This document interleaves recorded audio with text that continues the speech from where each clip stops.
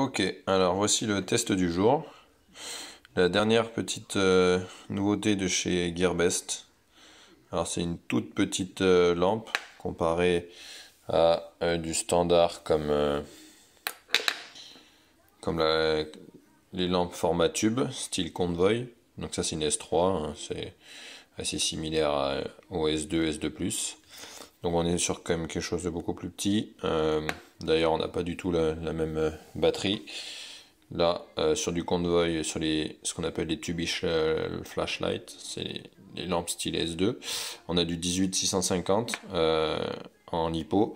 Là, on est sur des lipos en 14500. Donc, c'est des lipos un peu plus petites. Ça ressemble typiquement à du format AA. Donc, voilà. Ce que je trouvais intéressant, c'est que, en fait, cette petite lampe qui est fournie par Gearbest, elle a donc une petite LED, c'est inconnu, hein, ça doit pas être du Cree. Je pense que c'est du Lattice Bright, donc c'est chinois mais c'est de moins bonne qualité. Ça a une petite puissance de sortie de 200 et quelques lumens, donc même un peu moins je pense. Euh, pour l'utilisation de tous les jours c'est largement suffisant. Et par contre l'utilisation intéressante c'est qu'elle a un petit panneau LED sur le côté là qui s'appelle Cob Light en anglais là. C'est un petit panneau, ça s'achète, c'est pas très cher, hein, on peut en acheter directement. J'en avais de côté, j'en ai ici. Voilà, donc on peut en acheter directement des petits panneaux comme ça, c'est intéressant. Du coup là l'intérêt c'est que c'est directement implémenté dans la lampe. Bon c'est beaucoup plus petit, hein, c'est le même en beaucoup plus petit. Et je trouve que c'est pas mal pour travailler. Donc comme d'hab, on a toujours le plus qui va côté driver. Donc on met le plus côté driver.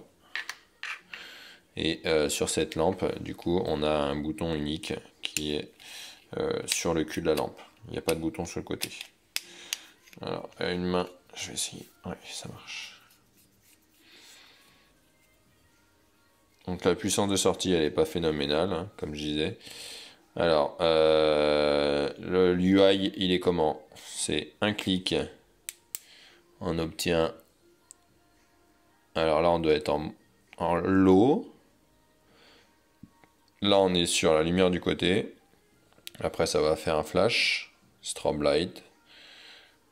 Et après, on est sur le height. Donc, on recommence. Low, côté, côté strobe. Et on revient devant. Donc, c'est très très simple, hein. À chaque fois, c'est des demi-presses sur le cul de la lampe pour accéder aux différents modes. Alors, en lumière height, c'est pas énorme, mais franchement, si vous êtes dans le noir et que vous avez besoin d'une petite lumière d'appoint, c'est super, c'est largement suffisant. Pour le prix, hein, c'est 2 à 3 euros là, la lampe, auquel il faut rajouter donc le prix de la batterie qui doit être pareil dans les 4-5 euros maximum, la petite batterie lithium. Donc là, je suis en train de remettre la S3 en marche pour voir un petit peu. Donc là, en puissance, on est en low. On est déjà sur le 3e niveau. Donc en termes de couleur, là on est quand même sur quelque chose de plus froid. Donc ça va être plutôt cool. Là ça va être plutôt warm, hein, au niveau des Kelvin. Bon après peu importe, hein, sur une lumière d'appoint il n'y a pas vraiment besoin d'avoir une lumière super avec un super rendu. C'est sûr que la S3 en termes de puissance ça n'a quand même rien à voir. Mais bon, après, c'est pas le même encombrement. Et je dois dire, ben, le truc super cool, là, c'est le panneau sur le côté. Là, je suis dans mon atelier, en train de monter, du coup, une espèce de grosse lampe avec une MTG2, là. Et du coup, ça va être super sympa. Quand je veux bricoler ou n'importe, là, ça va permettre quand même, mine de rien, de bien éclairer. C'est tip top. Franchement, rien à dire. Enfin, pour le prix, en tout cas, rien à dire. Le seul petit moins, du coup, c'est que avec ce style de lampe là, ce qui serait intéressant quand même, c'est d'avoir un aimant en fait sur la lampe.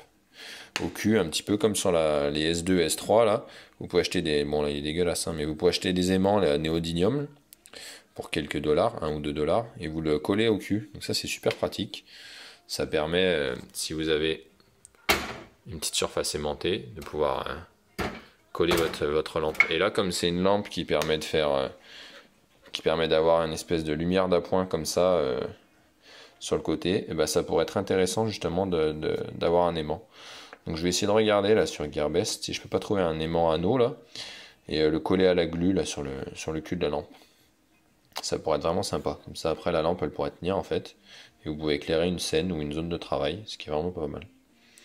Donc voilà, ben écoutez, hein, j'espère que la vidéo vous a plu. Le fonctionnement il est quand même assez basique et là vous avez la petite comparaison. Du coup avec des lampes, donc pareil, la Ultra Fire, c'est la lampe à zoom là, la célèbre à quelques dollars. Là on a la S3, S2+, c'est le même format. Ça c'est le top du top, ça envoie 1200 lumens, ça coûte pas très cher. Et puis bah, cette petite nouveauté là de Gearbest à 2-3 dollars. Franchement c'est quand même pas mal. Allez, à bientôt pour de nouvelles vidéos.